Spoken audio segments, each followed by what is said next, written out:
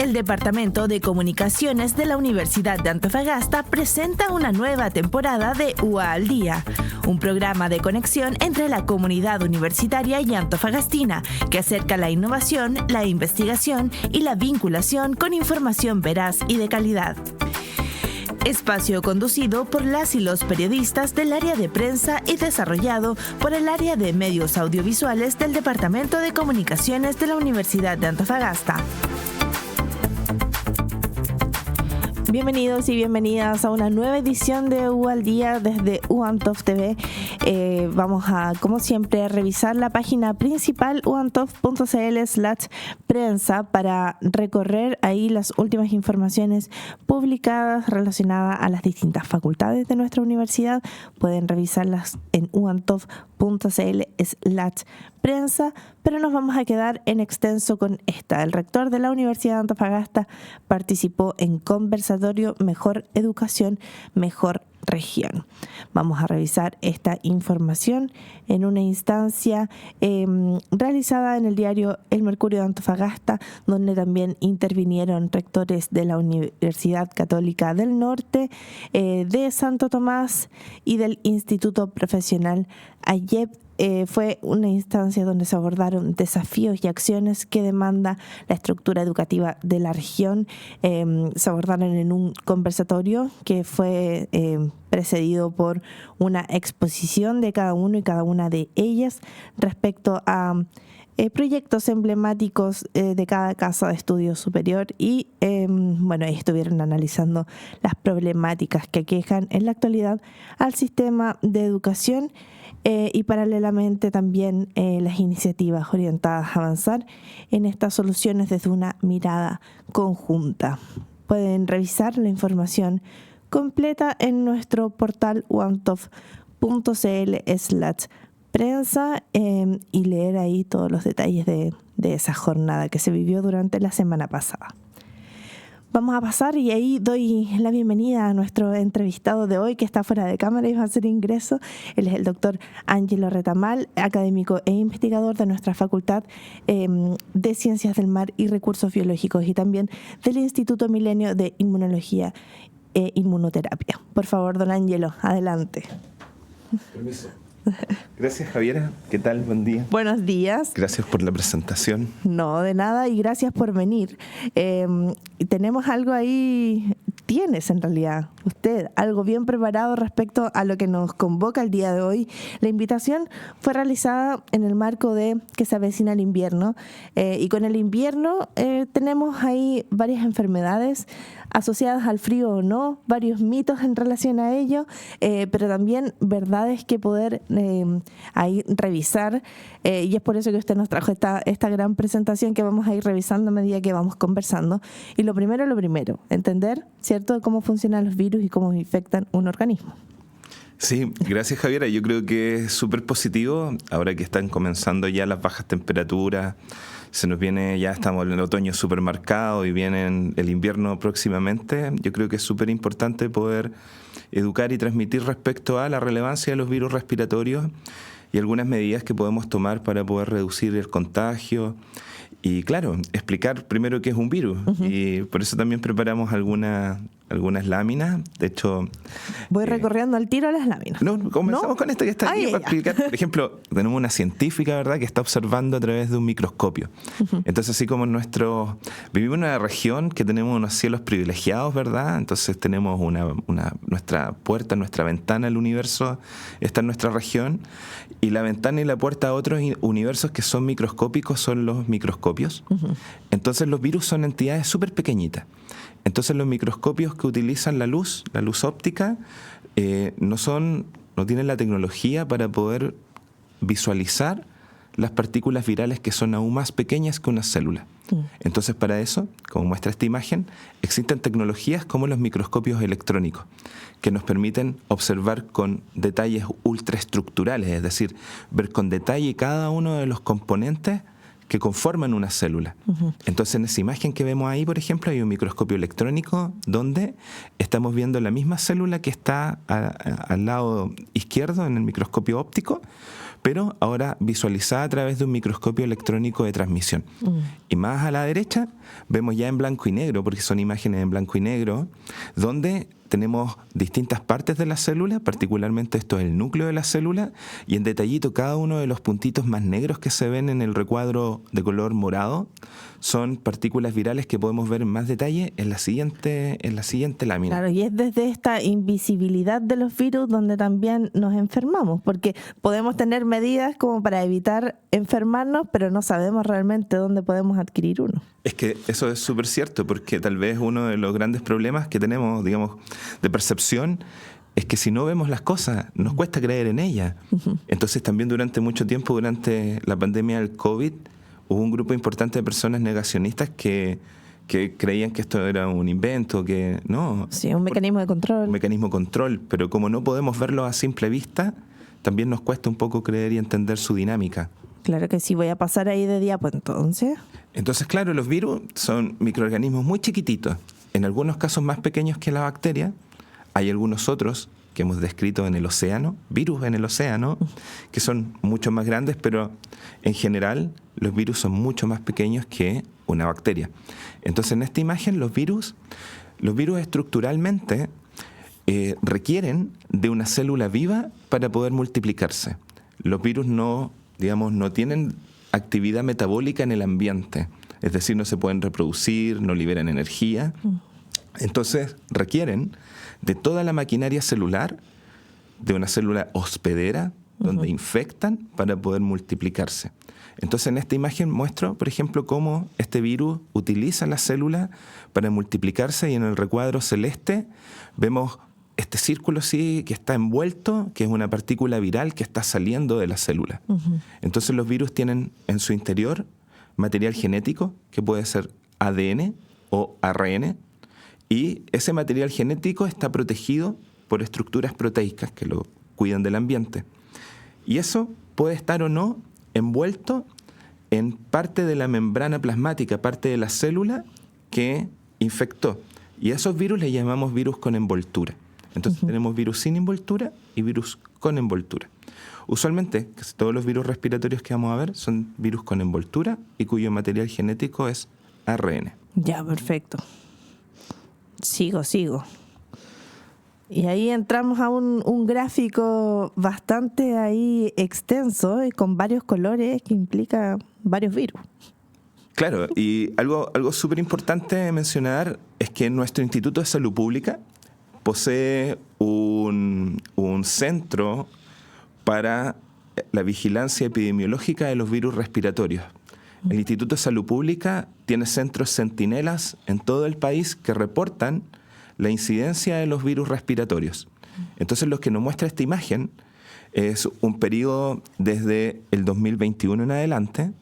2021 se ven todos súper bajos porque también estábamos con el proceso de confinamiento. Claro que sí. Eso es un efecto de la reducción de la movilidad, el uso de las mascarillas y el contexto pandémico. Y tuvo un efecto también en que nos expusimos poco a los virus, ¿cierto? Y después cuando volvimos a exponernos nos pegaron más fuerte, por decirlo así bien coloquial. Claro, los niños y niñas estaban en casa. Por eso muchos de esos virus están bien bajos, porque muchos de estos virus tienen sus poblaciones de mayor riesgo. Son recién nacidos, niños y niñas, y también los adultos mayores. Este gráfico muestra una estacionalidad, un movimiento durante el año en los procesos de infección por virus respiratorio.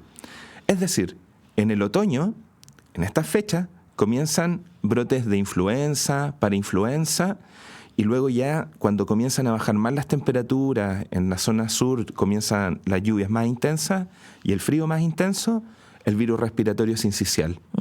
Y luego, ya avanzado hacia la primavera, comienzan a subir el metaneumovirus que el año pasado causó alerta en distintas partes del mundo. Entonces, ¿qué es lo que nos refleja este gráfico? Es que los virus respiratorios circulan estacionalmente, que el virus con mayor incidencia es el virus respiratorio sincicial, que se logró controlar el año pasado y que vamos a conversar de eso luego, y también el metaneumovirus y el SARS-CoV-2 también tienen relevancia, sobre todo porque los adultos mayores también son súper susceptibles y tienen mayor incidencia. Quiero mencionar que todos estos virus producen el mismo cuadro grave. Y tal vez algo que nuestros abuelos, nuestras mamás cuando niños nos decían: abrígate cuando salgas, tápate porque te vas a resfriar, o cuídate ese resfrío porque te puede dar una neumonía.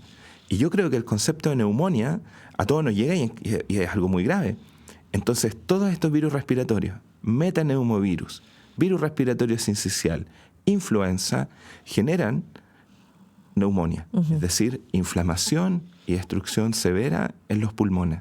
Por eso nos tenemos que cuidar en esta fecha, sobre todo por los altos contagios que hay. Claro, entonces lo que tenemos que hacer es cuidarnos. Es ese resfrío mal cuidado que pasa en neumonía, es básicamente lo que tú estás explicando, ¿no? Entonces, cuando nos enfermamos tenemos que cuidarnos para que esto no empeore. Básicamente es eso, ¿cierto? Claro. Y ahí yo te quiero hacer una pregunta. ¿Qué pasa con los paneles virales en invierno? Especialmente cuando los niños se enferman y dicen: no, hazle un panel viral para ver qué virus tiene y ver qué pasa. Al final todos tienen el mismo tratamiento. Pero sin embargo es de una gran ayuda.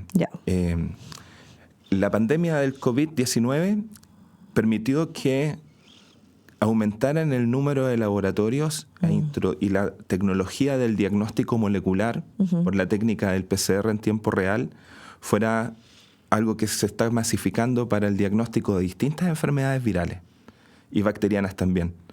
Entonces, hace 5 años atrás, cuando nuestros niños se resfrían, no sabíamos qué virus era. Con precisión qué virus era. Hoy día, a través de un hisopado nasal, igual que el COVID, podemos hacer un barrido, un panel viral, conocer cuáles son todos estos virus. Claro, efectivamente, todos tienen el mismo tratamiento, que es tomar agua, algún paliativo en caso de reposo, hidratación, vitamina C y algún medicamento para bajar la fiebre y autolimitado. Sin embargo, sí es interesante porque si el niño agrava, ya sabemos cuál es el agente etiológico, cuál es la infección que tienen. Los cuidados que tiene que tener una madre con un niño menor de 5 años, una niña menor que 5 años con sincicial, implica que va a tener que cuidar porque eso significa que puede producir una neumonía y esa neumonía una internación en una unidad de cuidado intensivo. Entonces, sin duda, es súper importante tener este panel viral. Y en nuestra región, tanto en el hospital regional, en el hospital clínico de nuestra universidad, este tipo de tecnologías están disponibles. Sí, ahí es súper interesante eso para poder hacerle seguimiento a los niños, especialmente cuando no mejoran. Exacto. Voy a avanzar entonces en términos de virus respiratorio y el virus sincicial, que es hay algo que estuvimos conversando también harto fuera de micrófono, también por las políticas públicas asociadas al virus sincicial. Claro. Mira, estas láminas que estamos viendo ahora representan un gráfico de torta del mismo gráfico que ven abajo como en un histograma. Entonces, este gráfico de torta nos muestra que el 2019, previo COVID, alrededor de un 41% de todos los casos de virus respiratorios de ese año fueron virus respiratorios sincicial. Entonces, el sincicial es la principal causa de neumonía, de hospitalizaciones en niñas y niños y en recién nacidos. Vemos el gráfico del 2023, bajó un poquito a 25, también un poco el efecto post-COVID, ¿sí? Las medidas de precaución, etcétera, sin duda contribuyeron. Sin embargo, el 2024 se implementó una política pública con el proceso de inmunización utilizando un anticuerpo que es capaz de bloquear al virus respiratorio sincicial. ¿Y esto qué significó? Esto significó que el año 2024 no hubieron muertes de niños y niñas por virus respiratorio sincicial y las hospitalizaciones bajaron de una manera significativa. Al nivel que, por ejemplo, en nuestra región no hubieron niños hospitalizados por neumonía a causas de virus respiratorio sincicial. Sí. Entonces, esto sin duda es un mensaje súper positivo y lo vemos reflejado en el gráfico del año 2024, donde tenemos solo un 11% de positividad para sincicial, donde históricamente siempre fue sobre el 40% de los casos o de la circulación de virus respiratorio. Sí, bueno, y acá es importante detenerse por varias cosas. Primero, por la incidencia en las hospitalizaciones que mencionabas, es un 80% menos de hospitalizaciones. Es 0 muertes versus el año anterior, ¿cierto? Que había existido una gran crisis en las unidades de cuidados intensivos pediátricas a nivel nacional. O sea, hubo un momento en el que no hubieron camas. Pero la mayoría de las hospitalizaciones eran por virus sincicial. Entonces, se adopta esta política pública también que es pionera en Latinoamérica, ¿cierto? De manera gratuita, esta inmunización contra el virus sincicial, que es un anticuerpo, no una vacuna. Claro. Algo importante mencionar que es un tratamiento, es una inmunoterapia que consiste en anticuerpos. Los anticuerpos se encargan de bloquear al virus. Las vacunas, por otro lado, las que generan una inmunización activa, se encargan de estimular al sistema inmunológico y eso nos genera memoria. Entonces después son nuestros componentes celulares, son los anticuerpos que producen nuestras células los que nos defienden. En cambio, con esta terapia para el sincicial es un anticuerpo que se inyecta y ese anticuerpo está circulando en nuestro organismo por un periodo de tiempo que nos protege, sí, tiene mecanismos de defensa, sí, pero hay que volver a administrarlo después de 18 meses porque ya ese nivel de protección baja. Nosotros, como Instituto Milenio en Inmunología e Inmunoterapia, los virus respiratorios han sido de nuestro interés. De hecho, nuestro director del instituto, el doctor Alexis Kalergis, lleva más de 10 años investigando una vacuna contra este virus sincicial. Sí. De hecho, con orgullo podemos decir de que este desarrollo biotecnológico 100% desarrollado en Chile tuvo ya un estudio de fase clínica 1 donde se demostró que la vacuna era segura.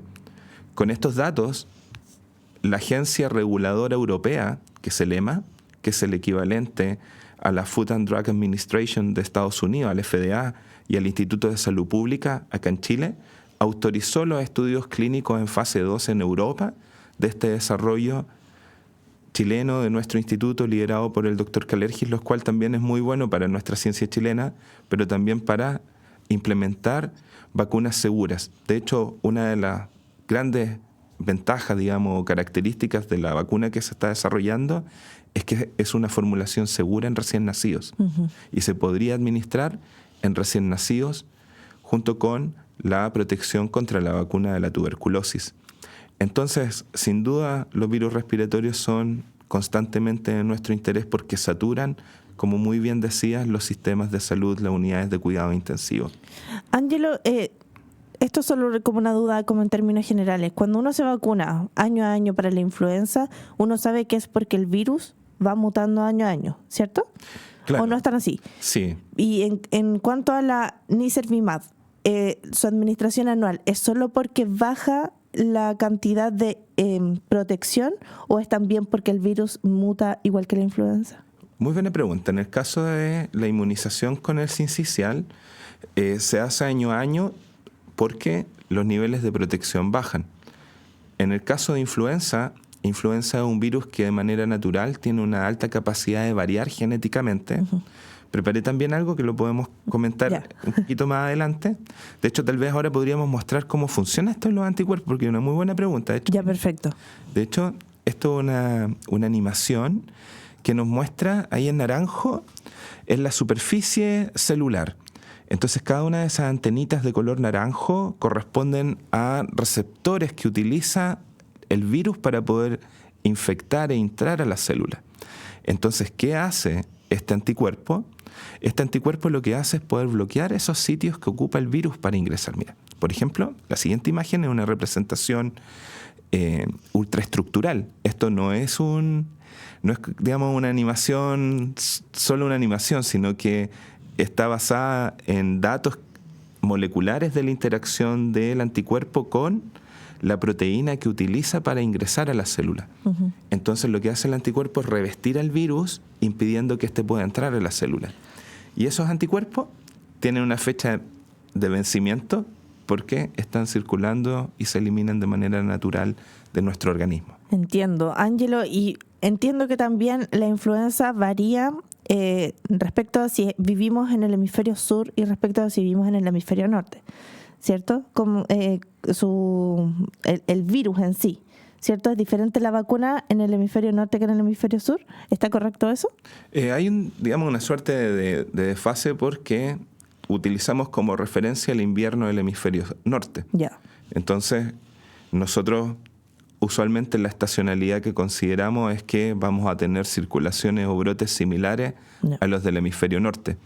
Y es de toda lógica por la alta flujo aéreo y de movimiento de personas entre continentes y también estacionalmente que contribuyen a aumentar la variabilidad genética y que varía este virus, ¿sí? Entiendo. ¿Y si yo me vacuno en el hemisferio sur contra la influenza y me voy al hemisferio norte? ¿Te va a hacer efecto? ¿Me va a hacer efecto? Siempre va a estimular. Que dentro de la vacuna de la influenza hay variaciones estacionales, ¿sí? En esa vacuna hay virus inactivados que representan al patrón de circulación estacional y también contiene antígenos del virus de la influenza pandémica del año 2009. Entonces nosotros año a año nos vacunamos también.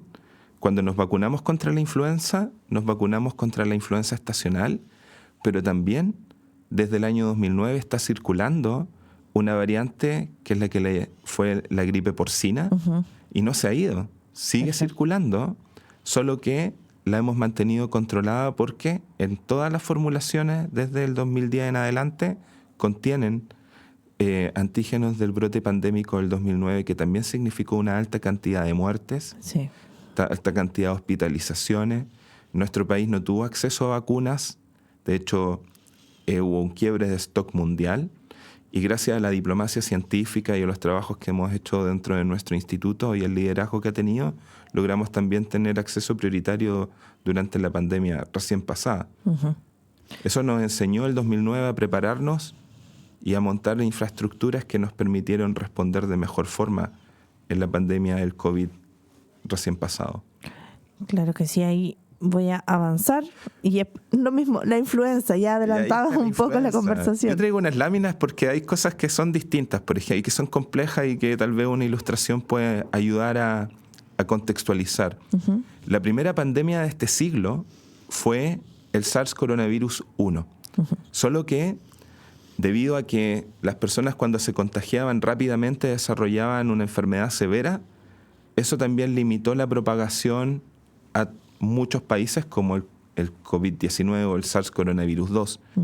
Pero desde el año 97 que en Asia comienzan brotes de gripes, pero en aves. Entonces el virus de la influenza tiene distintos reservorios, tiene distintas especies animales donde circula y se propaga. Entonces hay virus de la influenza que son propios de los humanos, hay virus de la influenza que son propios de las aves, hay virus de la influenza que son porcinos, hay virus de la influenza que son caninos, pero algunos tienen la propiedad de que, por ejemplo, un virus humano puede infectar a un cerdo y un virus del cerdo tener compatibilidad a infectar humanos. Y ahí es donde comienzan a haber mezclas genéticas. ¿Por qué? Porque como muestra esa imagen, el virus de la influenza tiene su material genético, tiene 8 segmentos. Y esos segmentos los puede intercambiar con otros virus de influenza y generar nuevas variantes. Y esas fueron las variantes, por ejemplo, altamente patógenas en aves que causan la muerte de aves de corral y que son transmitidas por las aves migratorias. En el ave migratoria no causa la enfermedad, casi asintomático. En aves endémicas, al transmitirse este virus, se va al sistema nervioso central y genera muerte de las aves. Y es por eso que durante el 2022 tuvimos una gran cantidad de aves muertas, un brote significativo desde Estados Unidos, pasando por todas las costas del Pacífico, y eso es por las rutas migratorias de las aves. Y de hecho, esta historia de influenza aviar desde el 97 culmina en el 2009 con un rearreglo de influenza aviar e influenza porcina, y eso desata un brote pandémico que es el brote de la H1N1 o gripe porcina, que tuvo su origen en una pequeña localidad de México.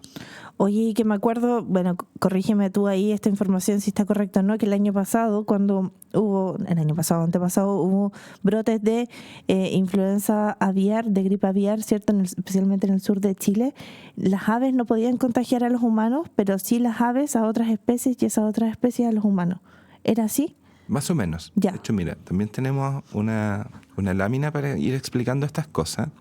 Mira, el primer ejemplo es el más simple, que está en el lado izquierdo de la pantalla.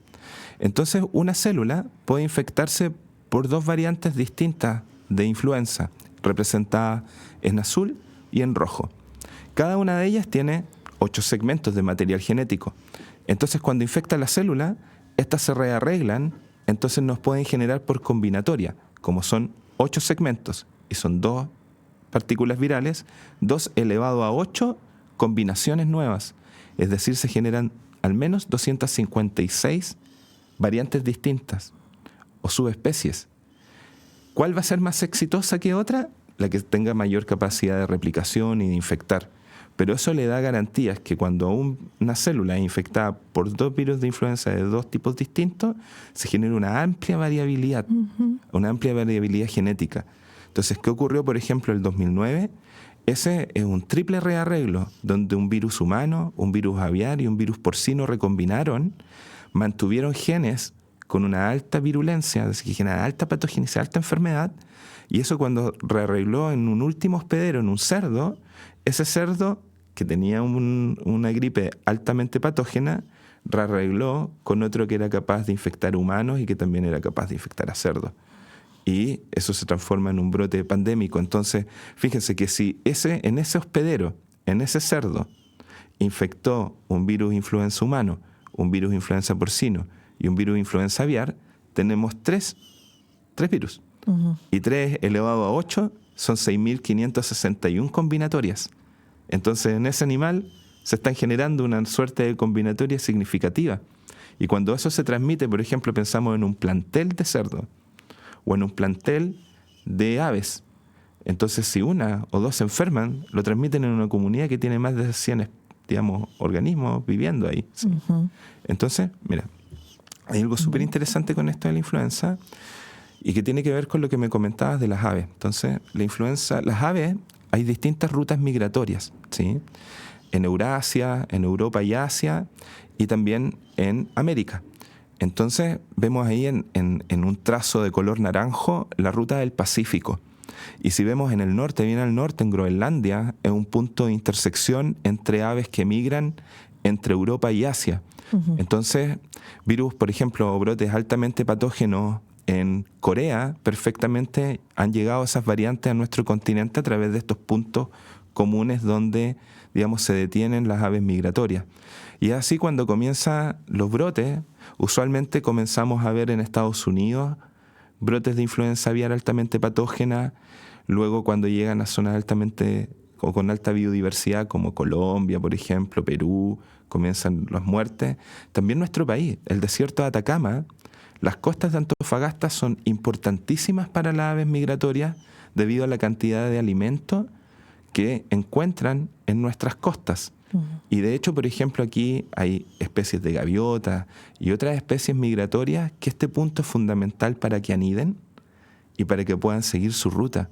Entonces el mensaje también es a todas y todas que están en sus casas, en sus móviles, escuchándonos, que las zonas de protección para el gaviotín chico y para ciertos puntos donde las aves migratorias ponen sus huevos, tener cuidado y no transitar con vehículos en las costas, sobre todo en las épocas cuando las aves comienzan a llegar, que usualmente en noviembre, diciembre, comienzan, a llegar estas bandadas de aves migratorias. Claro, y también se hace la concientización para que las mascotas, especialmente los perros, los caninos, ¿cierto?, no anden sueltos en las playas. Porque por naturaleza persiguen a las aves, las ahuyentan, las alejan de sus nidos, intervienen. Y aquí hay puntos importantes donde eso puede ocurrir. Por ejemplo, en nuestros humedales urbanos, que son puntos de agua dulce, donde también se detienen aves migratorias y donde conviven humanos, mascotas y también aves silvestres, tanto endémicas como migratorias. De hecho, algo que hacemos en nuestro laboratorio es investigar los humedales. Trabajamos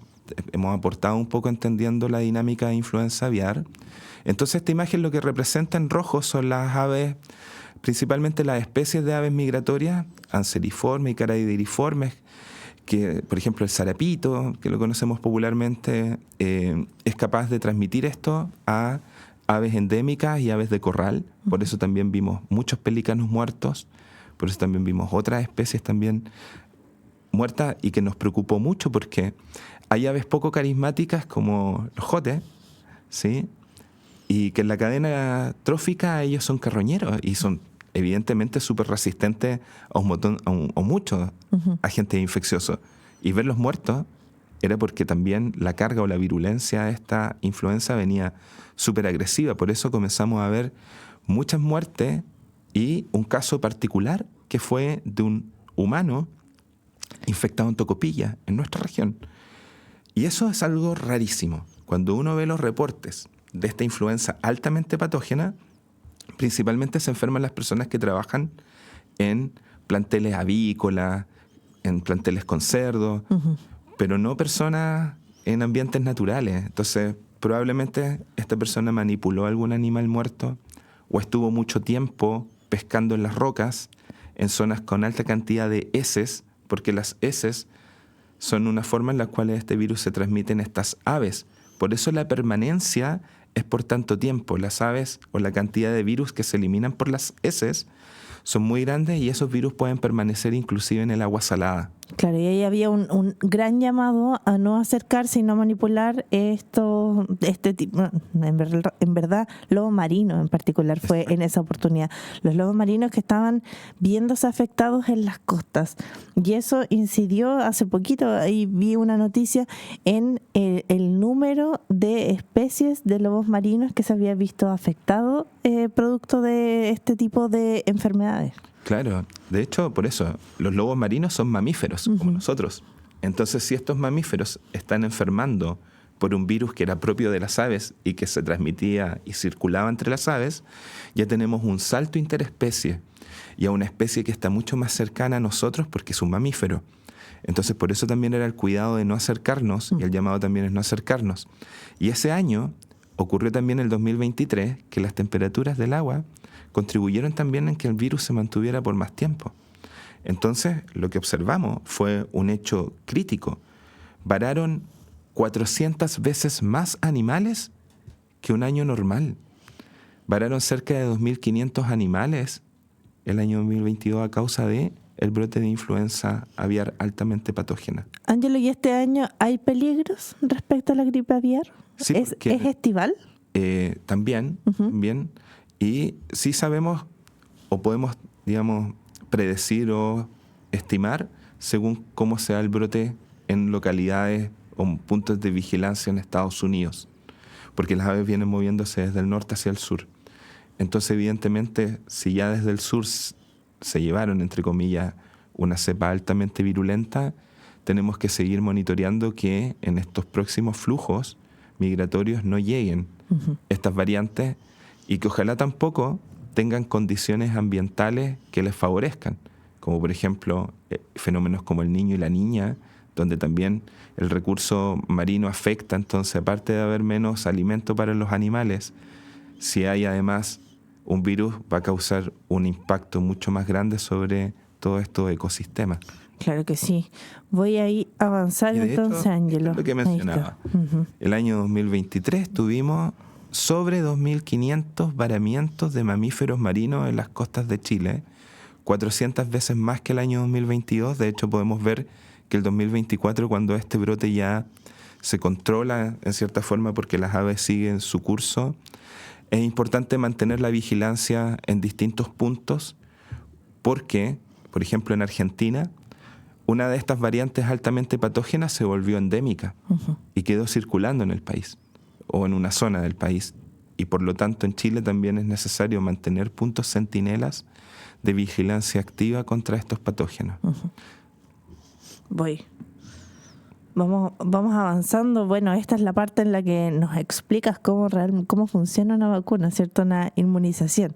Sí, muy interesante, porque siempre cuando nos comentan de la inmunización, nuestra cultura occidental destaca la figura de Edward Jenner, que sin duda es quien promueve y desarrolla los métodos de inmunización más conocidos. Pero es en Oriente, en Asia, en India y en China, donde las pústulas o las costras de los niños y niñas enfermos se maceraban y se inoculaban por 2 vías. En la China lo hacían por vía nasal, como muestra esa ilustración, y en India se inoculaban de manera subcutánea. Se hacían pequeños cortes y debajo de la piel se inoculaban este macerado de costra. Y esto esta práctica clínica, esta práctica de la medicina oriental, la pudo observar la esposa de un cónsul británico en Turquía, que es Mary Wortley Montagu, quien a sus hijos los sometió a estos procesos, y en estos viajes a las Indias sus niños resistieron, la carga de infecciones que habían, o no se enfermaron. Y luego, en Inglaterra, fue donde Edward Jenner observó que las mujeres que ordeñaban las vacas tenían pústulas en sus manos que correspondían a la viruela de las vacas. Pero que la observación es que estas mujeres que tenían estas viruelas comentaban que no enfermaban y que sus hijos, o veían que sus hijos también tenían una menos frecuencia de infección por la viruela. Entonces, ¿qué hizo Edward Jenner? Tomó pústulas de las mujeres que tenían viruela de las vacas. Y ese es un cuadro bien famoso que está en un museo en Inglaterra, donde Edward Jenner lo que hace es inocular a un grupito pequeño de niños sanos con las pústulas de las mujeres, ¿verdad? Y luego lo expone a niños enfermos con viruela. Y estos niños no enferman. Y los franceses, como conceptualización de tratamiento nace con las vacas, le llaman vacunación, ¿sí? Y esa historia para usted, señora, en su casa, sí, que no quiere vacunar a sus niños con una inyección segura, de hecho, parámetros higiénicos. Tal cual. Eso hoy día, o esas prácticas ya están súper reguladas. Mencionar que, mira, en nuestro país, antes de que firmáramos el Acta de Independencia, ya había una junta que se encargaba de esto, y que era la Junta de la Vacunación. Las vacunas llegaban desde Europa, y luego esta Junta de la Vacunación evolucionó al Instituto Bacteriológico de Chile, y el Instituto Bacteriológico de Chile dio lugar al Instituto de Salud Pública. Entonces estamos hablando de una institucionalidad centenaria en términos de salud pública, donde sin duda estos movimientos antivacunas nos preocupan. Sí, bueno, ahí, Ángelo, creo que es uno de los últimos temas que nos queda por tocar en esta, más que entrevista, fue una clase bien expositiva y bien interesante para poder entender qué es lo que realmente ocurre con las enfermedades y nosotros, ¿cierto? Pasa con los movimientos antivacunas, y estuvimos conversando esto fuera de micrófono, que en Estados Unidos, por ejemplo, el invierno dejó cifras súper alarmantes. Ejemplo, 37 millones de casos de influenza, 480.000 hospitalizaciones, 21.000 muertes, donde más de 100 son niños, y una población que el 50%, en realidad es menos del 50% de la población de Estados Unidos está vacunada actualmente. Y esto, al menos yo sí lo asocio a los fenómenos de desinformación, a los fenómenos donde el presidente es antivacunas, por ejemplo. Entonces, ¿qué ha pasado con estos fenómenos y cuál ha sido la incidencia de lo que ha provocado en las enfermedades? Yo creo que la respuesta, en cierta forma, la derivada es súper evidente.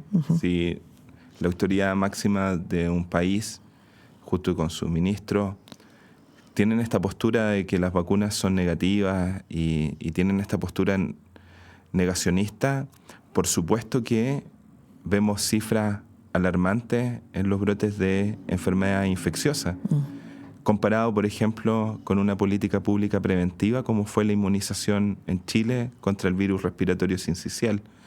Entonces, nuestra institucionalidad, nuestro Instituto de Salud Pública es una agencia de alto nivel internacional.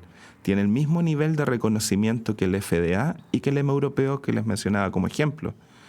Y nuestro Instituto de Salud Pública tiene una fuerte componente, como su nombre lo dice, de salud pública, de implementar medidas que nos han permitido mantener un estado de salud en nuestro país privilegiado, producto de nuestras fronteras naturales. Tenemos también pocos agentes patógenos, en el norte nuestro desierto, en el sur campos de hielo, el océano y la cordillera de los Andes han actuado como una verdadera barrera contra muchos agentes infecciosos.